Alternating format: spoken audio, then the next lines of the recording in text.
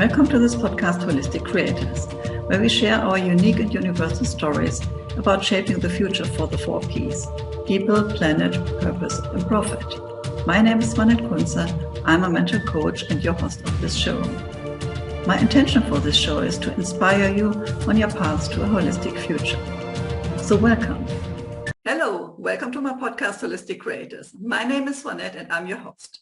Today, my guest is Juliet Schaub, and she is the creator of the Devine Huntress School of Sensuality. So she supports women in reconnecting to their sensuality and unleashing their feminine. Power through dance, pole dance, belly dance, and burlesque. So welcome to my show.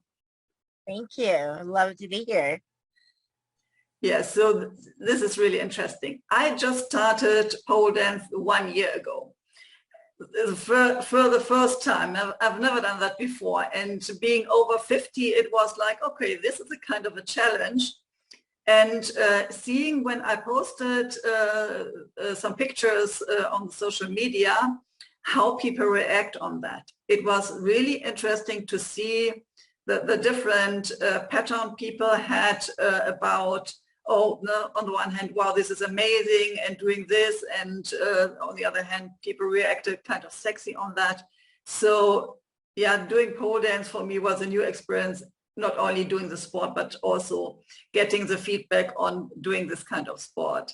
So let us know a little bit about your story. How did you come to pole dance and what has happened in your life? Let's share a little bit about that. I would love to. And I love that you went to pole dance class. We're going to go back to that. What made you decide to go try that? But to start out my story, I started dancing really young. I mean, I could go as far back as being a kid, putting my grandmother's dresses on and dancing to Lawrence Welk, if anybody knows that. That's dating myself there. But just always loved dancing, got into dancing in college, and then I moved to the islands in Key Largo, Florida, which is south of Miami. And that's when my life kind of changed towards what society thinks that we should be as women, wives, mothers, buy a house, go into debt, just live your life into debt until you retire, if you can even retire now. and then live your life. That's what we're taught here in the United States. So a woman's worth is in how many children she has, who she's married to, how successful her husband is how successful she is. All our identity is wrapped up in a lot of outside things, and we forget who we are, our wildness, our desires, our zest for life. We get so trapped into the everyday routines, and it seems normal for a while until something shakes it up. So for me, what shook it up for me was I was married, probably a year into our marriage. We were setting up shutters for a hurricane that was coming to the Keys. And as we were putting up shutters, the ladder fell out from underneath me, and I fell 13 feet on Cap Rock, which is coral reef, exposed coral reef. Basically, that's what the islands are made out of now. And I completely severed my foot off my leg. It shot across the yard, so it was completely detached from my leg. My dog brought me my foot and gave it to me, and we headed off to the hospital in quite a hurry because we couldn't wait for an ambulance. It was necessary. I wasn't bleeding out, thankfully, because I probably would have bled out at that point. But so they got me to the hospital, put my foot back in place, and then at that point it was a 3-year endeavor and healing, and I was immobile. I was bedridden for the first year, for sure. 15 surgeries. I had 8 bacteria and a fungus in my bone. So amputation was a real thing. Um, I was very close to having my right leg amputated below the knee. Well, we fought and fought, and the hardest was oh, now my snake light came on. The hardest part was getting rid of the infection, and it took a wear on my marriage, and I could see that it wasn't, I could feel like it wasn't going to survive. I don't know. Women, we have an intuition, like, you know in your gut when something isn't right, when something is right.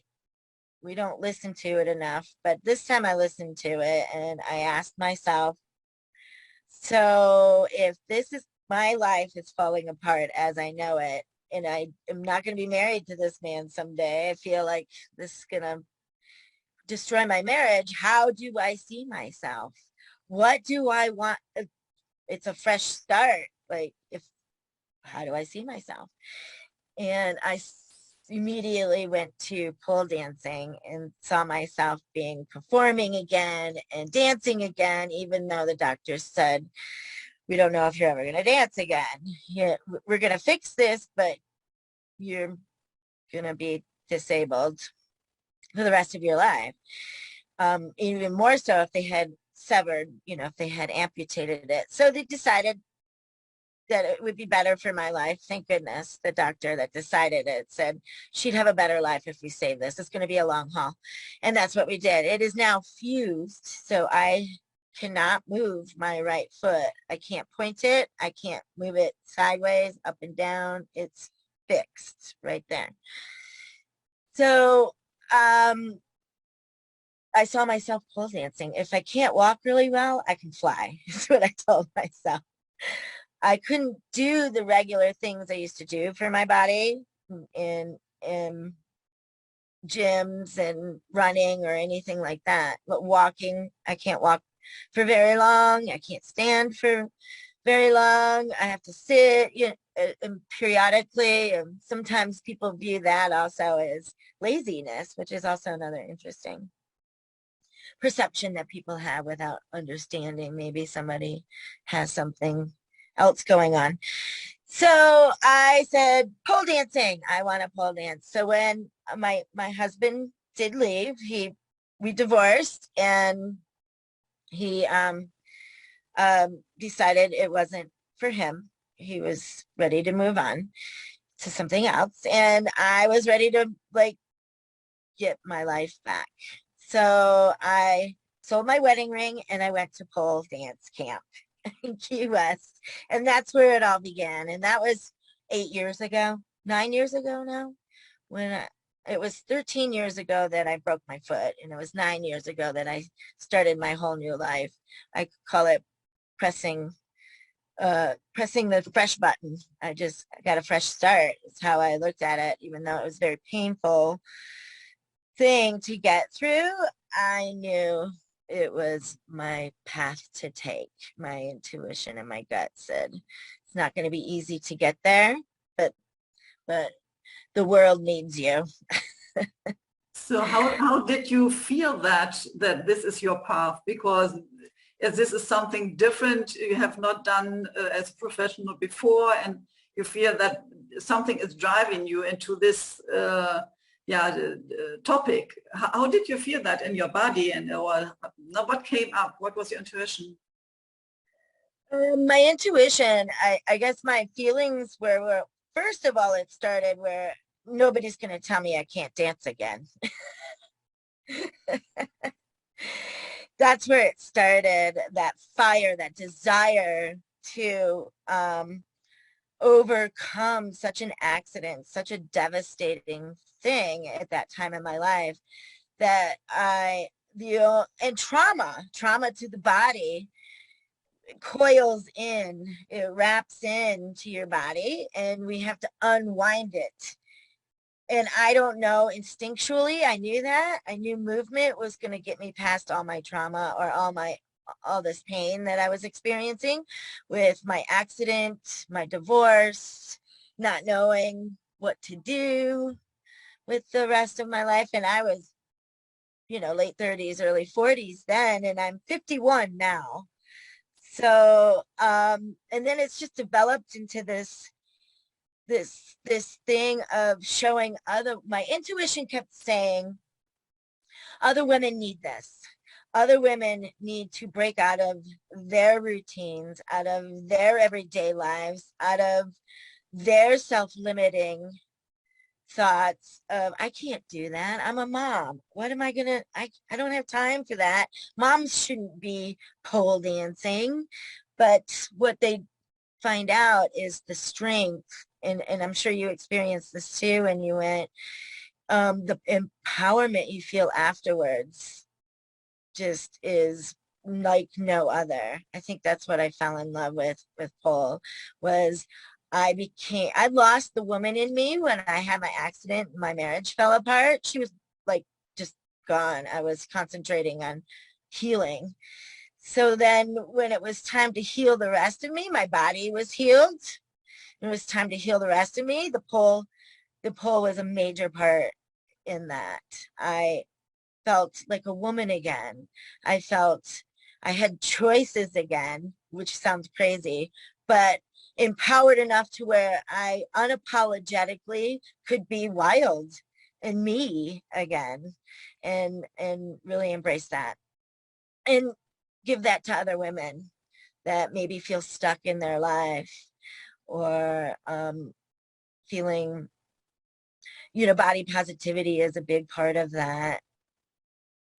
Being comfortable in your own skin, finding your power in that moment, that hour with pole can just change your life. The second I touched it, changed my life forever.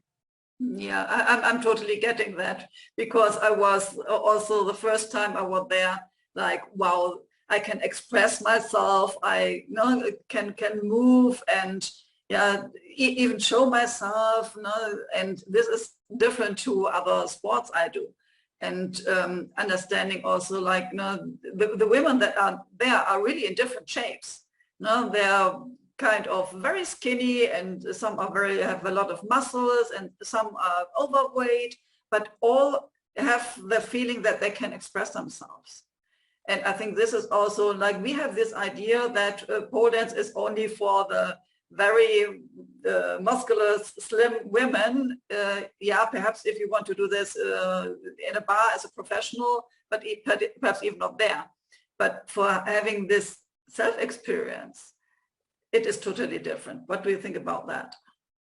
I think that you're definitely on exactly what the pole community is all about.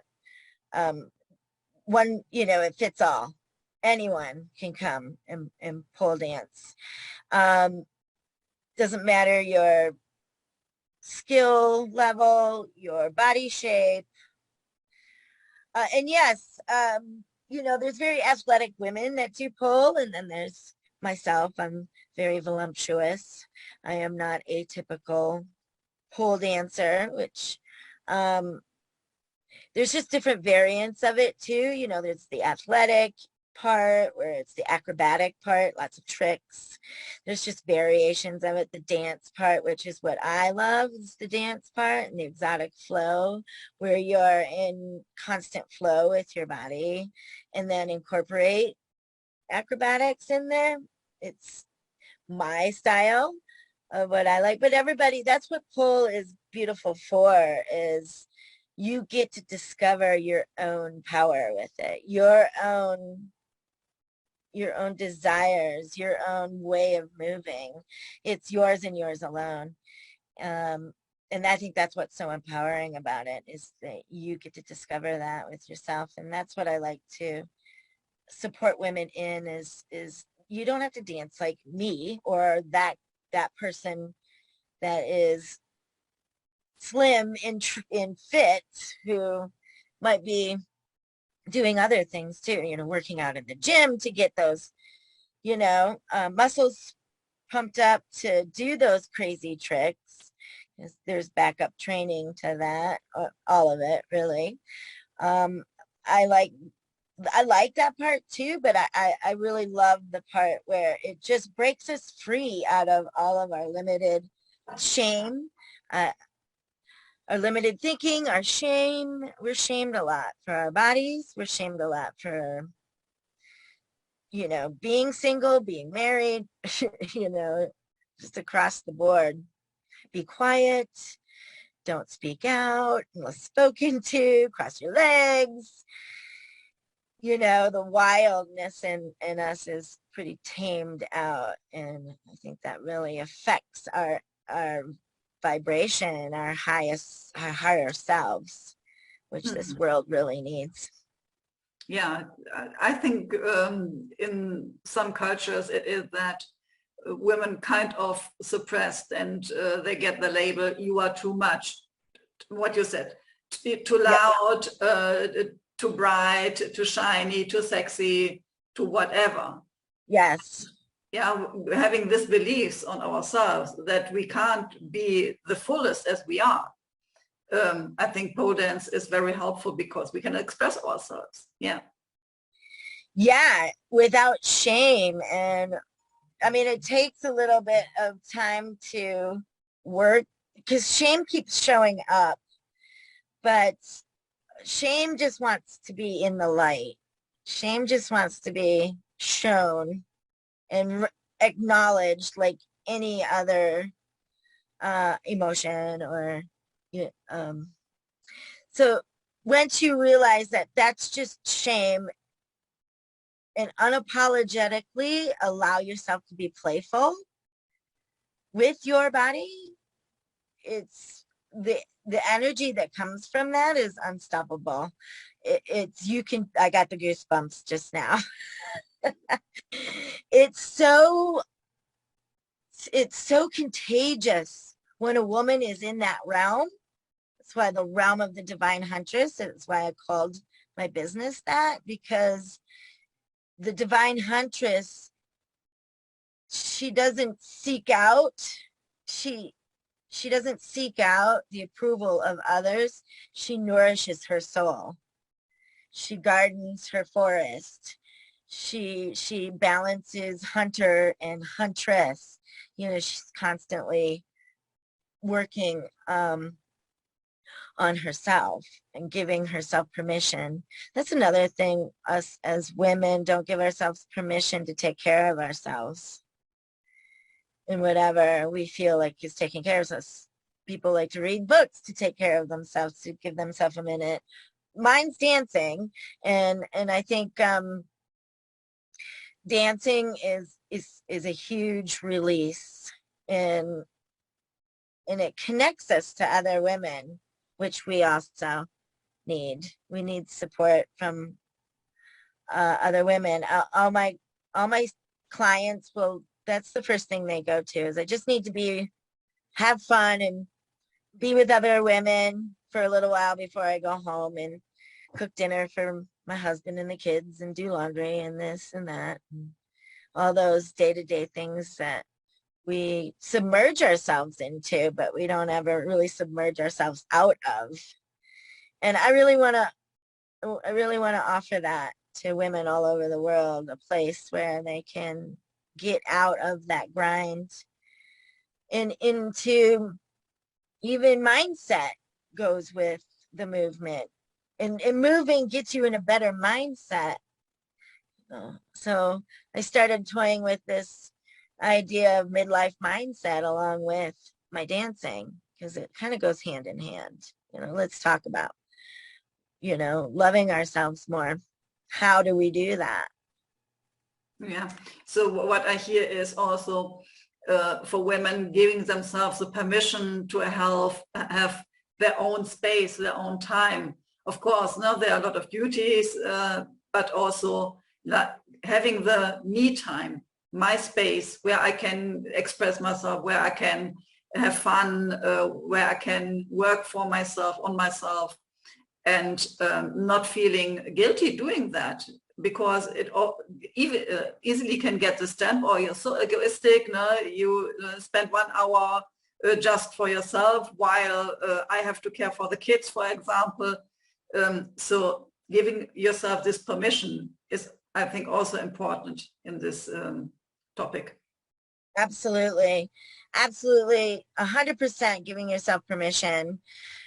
Giving yourself permission to explore your desires, giving yourself permission to be bright and shiny, like you were saying just a few minutes ago, which I think goes across nations and countries on how women feel. Like we feel like we're too much and too little at the same time. That fine line, can't be too little, can't be too much. Well, nobody complains on how bright a diamond shines. So shine as bright as you can shine, because that energy it attracts. The law of attraction, that's where it happens. That big energy, that larger than life, walk into a room where people look and go, what is that?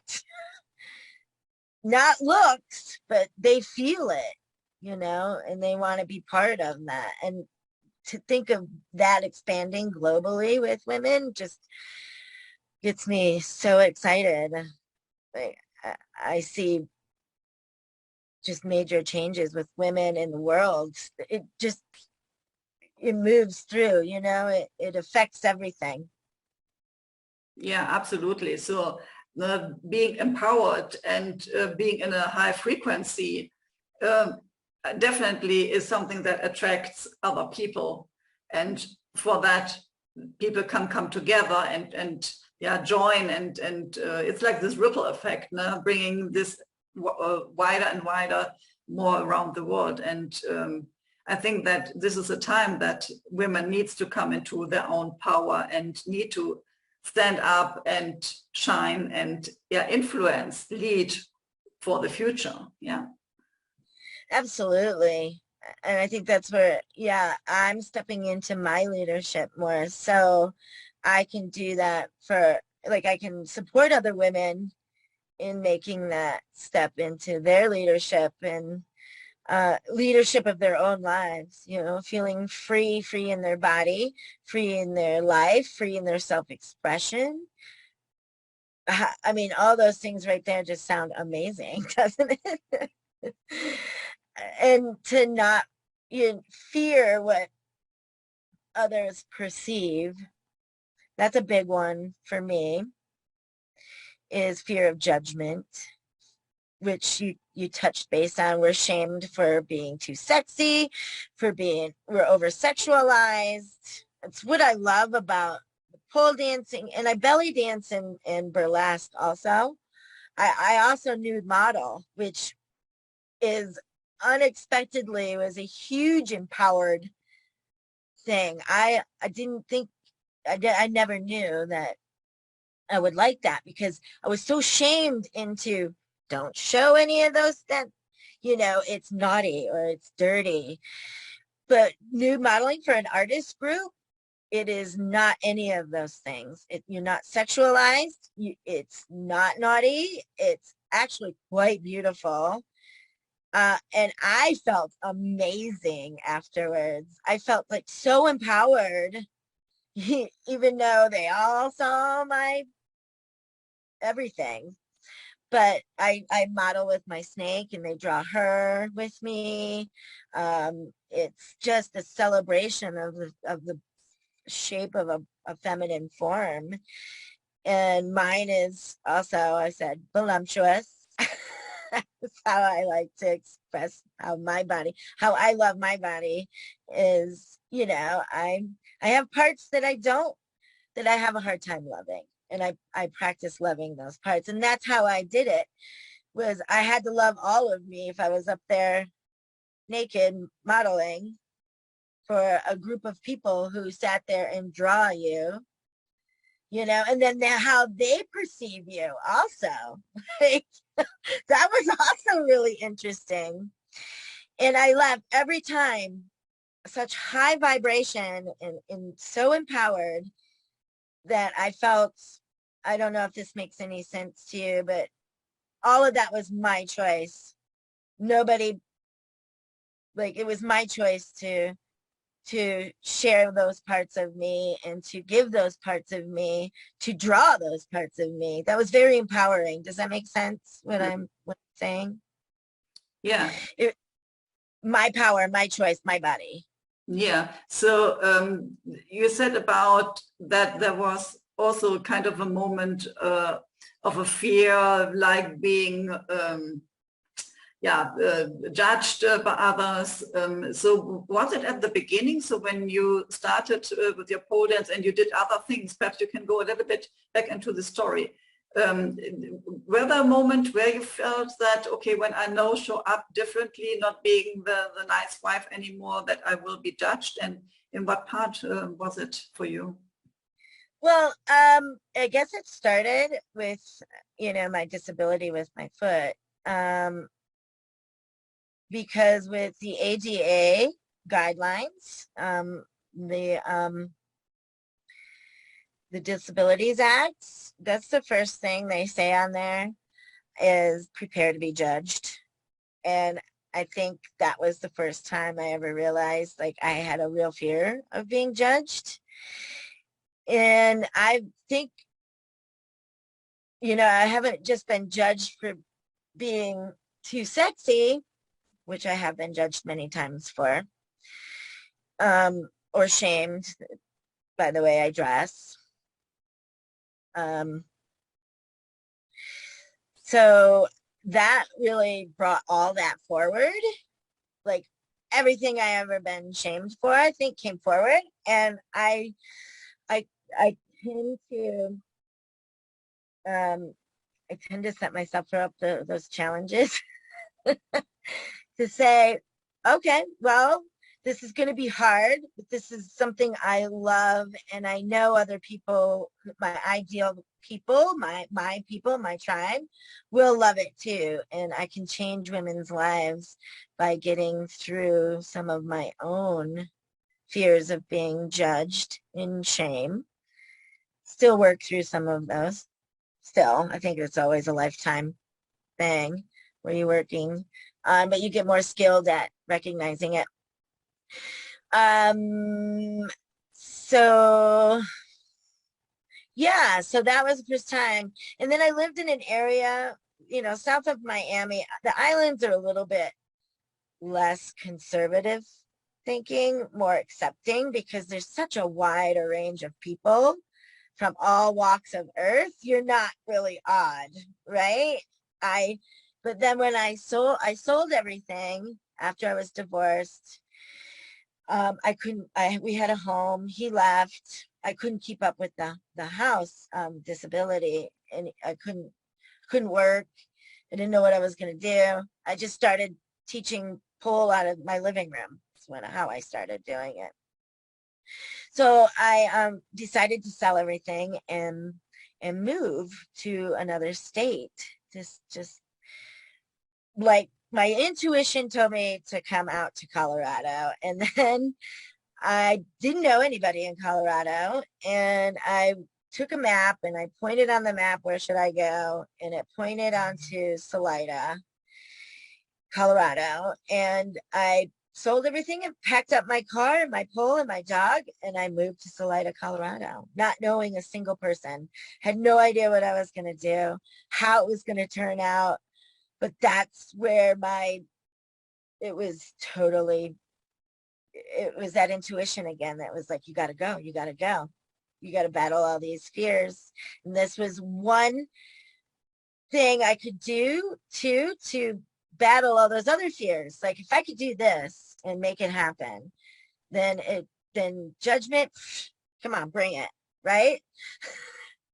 It still can hurt. Judgment can still hurt, but I welcome it now in a weird sense, to where it challenges me to working on those trigger points that I have.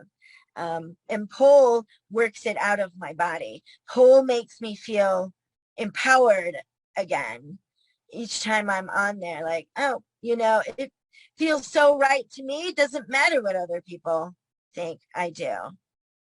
and someone else is going to, like, there will be other people who go, yes, I want some of that. I want to soak up some of that. Teach me how to do that. And that's what I love, that part of that. So I moved to Salida, Colorado, and I joined a circus here in Salida, Colorado. I met a woman, amazing woman, Jennifer Dempsey, and she has a nonprofit social circus here in Salida, Colorado. And she kind of swooped me up. And there's still some contention there with doing pole in her social circus, which there's still ideals about it, that stigmas that I'd like to break through. A lot of those stigmas. That's also very challenging and exciting to me. Giving people permission to, it's okay to be sexy, sensual, you know, it's not scary. So, but I started belly dancing for her, which set a whole new level of beauty, of movement, of sensuality. And so I worked with her for a while, and I still work for her, but then I started branching off into, and then that's when I started the Devine Huntress School of Sensuality. And then I incorporated all those modules in that, with the premises that we're gonna bring out your feminine energy, unleash it, empower it, strengthen it, accept it, free it, and let's stay wild. Yeah, I think this wildness. We are, you said it already, you know, we are so, tamed during our education, and being suppressed by this deep expression. And what I sometimes feel, if we are together in a women's circle and dancing and having the drums with us, this is like really so powerful. And it is so powerful. Yeah, right. You just expressed it right there. You were like, oh, that sounds me. I got the goosebumps. Like, I would love to come to your fire circle. Yes. So this is definitely something that, I don't know if this is true, but this is kind of my idea, that we women are tamed because if we would join with this power together, and with this ability to create, to bring in new souls into this earth, and to bring in so much creativity into this world, that perhaps the men were not in this position anymore. So if we become wild again and strong again and empowered again, what can we do? Ooh, that scares a lot of people. That's where a lot of fear and judgment comes in, and that's where I welcome it now, which is really hard to say, because who wants to welcome judgment? But I recognize it, I acknowledge it as judgment, and then I understand that that's their insecurities perhaps coming in. It has nothing to do with me. Yeah, I totally agree on that. So what I see is, of course, we need to empower all of us in a good way, and to create the new future that we need, because our systems are breaking down. We need new ones, and therefore we need especially also the women to come into their own power, and to get an idea also what they are able to create in this world. And you already said, now you created something that came out of your intuition, and it was not like somebody was telling you, come on, go to the pole dance, get yourself a snake, and let's dance a little bit. Yes, she represents sensuality too. Her name is Inanna, which is the Samaritan goddess of sensuality, sexuality, politics, war. I don't know, she's all of it. But she represents that. So when we dance together, it's very sensual to the eye, you know, because your sight, your smell, your taste, touch, those are all sensual components. of being human. And a lot of people, and sexuality is definitely another component of it, but everybody goes right to sexuality when they hear sensuality. You know, they think, oh, are we going to be getting too sexy? I don't know if I could do too sexy. I don't know how to be sexy. Well, it's sexy is an inner game. Feeling that is an inner game. It's a mind, body, soul game. It's all connected. It's how you talk to yourself. It's how you feel about yourself. And it's how you express that your desires, which people can sometimes tell you, like, especially being a woman, like, how dare you have any desires? I mean, that's kind of selfish of you. I can't tell you how many times a man has told me that. And I love men. I'm not hating on men at all. But I mean, I've had many women too say, oh, what, how dare you ask for that? So that in turn has made women fear asking for anything. Because I'm sure you felt that way too before. I don't want to ask for that. That sounds really like I'm being selfish, or wanting something is selfish of me. I need to be giving it. We're givers as women. We're born that way. We're born to connect. We're born to take care of things. We're born to, but we don't have to hold the world on our shoulders. In fact, I think it's time that we take some of that off. Yeah, so I think only when you are connected very well with body, mind, and soul, yeah, like every three parts are coming together, you are able to share this with the world. And it, for me, it means I need to feel good inside of me. I need to feel good with my body, mind, and soul. Otherwise, I can't give all that I can give. So no, it's always the idea like, okay, we have to give all of us, but we can't embrace this for ourselves. So yeah. Yeah, absolutely. Like you would tell your friend, oh my gosh, yes, embrace that. That is so you. I love what you're doing. Do it, do it, do it. I want to see you reach for the stars. But do we tell ourselves that? No. It's a lot more difficult to convince our own selves that we deserve the same thing as you're telling your friend. So I try to talk to myself the way I would talk to my friend. And at first it feels really awkward. You're like, oh my God, I'm being so conceited. How dare I like myself? And that we need to do that more. We need to like ourselves more all across the board, men too, you know. I think that's where it starts. Having compassion and grace with yourself is where it all starts. Compassion, especially. You giving yourself permission again to not be perfect. It's okay to not be okay. It's okay to be amazing. You know, we're humans. It fluctuates. And you know, I don't like, I understand, like, I don't like to victimize myself. There's a difference, I think, than not being okay and to victimizing yourself. I victimize myself. I have worked that out also on the pole in belly dancing. Burlesque has been another huge lesson on expression, which is so fun in just combating all that body shaming and the mind games that happen, the mindset. So, you know, being in midlife and doing all these things, I'll be honest with you and transparent right now, I still struggle with, I'm 50 years old. What the heck am I doing? What am I doing on a pole at 50? Are you crazy? But it's amazing. And I love being an ambassador or a queen or whatever you want to call it for other women that are reaching menopause, that are coming up to their midlife. Like, hey, she's doing it. Oh my God, I want to do that. Like, I could do that.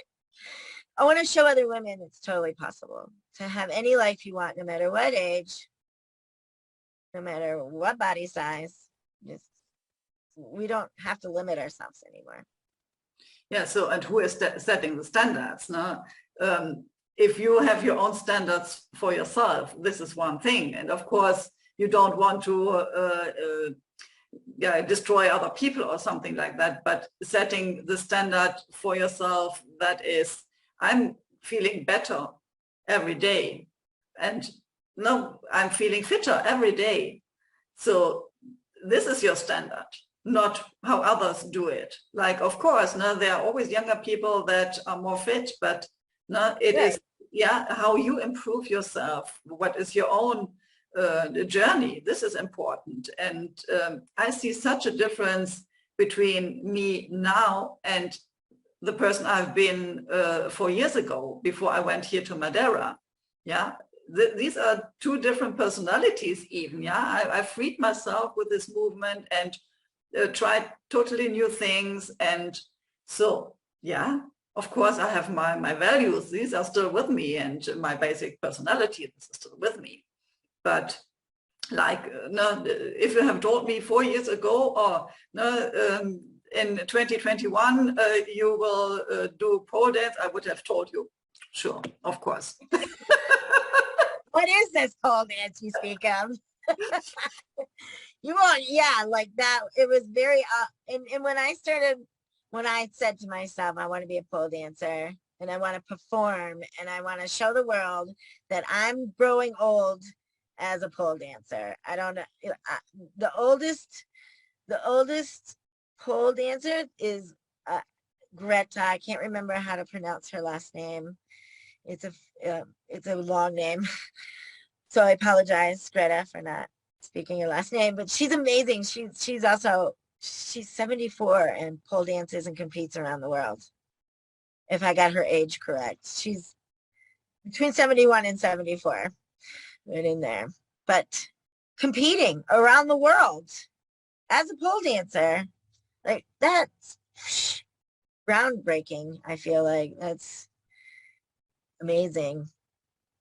So it's inspiring, and it inspired me. So I'd like to inspire other women around the world. Yeah. So if women are now inspired, and I'm sure they are, how can they reach out to you?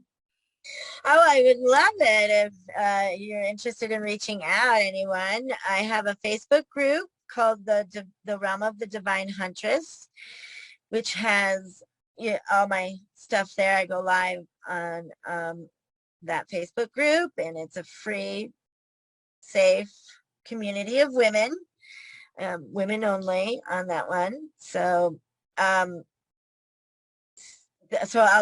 post the link to the Facebook group. I also have a Facebook page. I can post that also.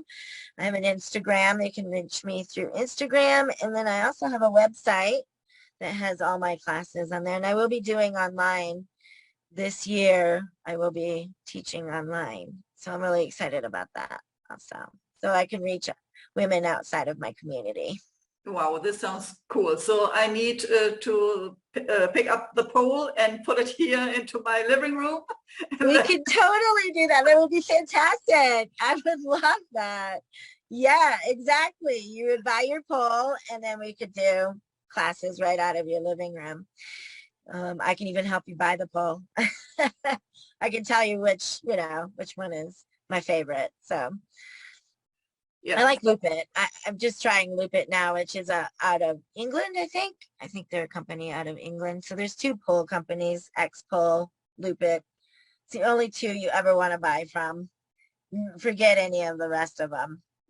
Especially if you really want to practice on it. From my experience, if you just grab a crappy one offline, you're not going to be happy with it. It's just, it doesn't work right. It doesn't work the same.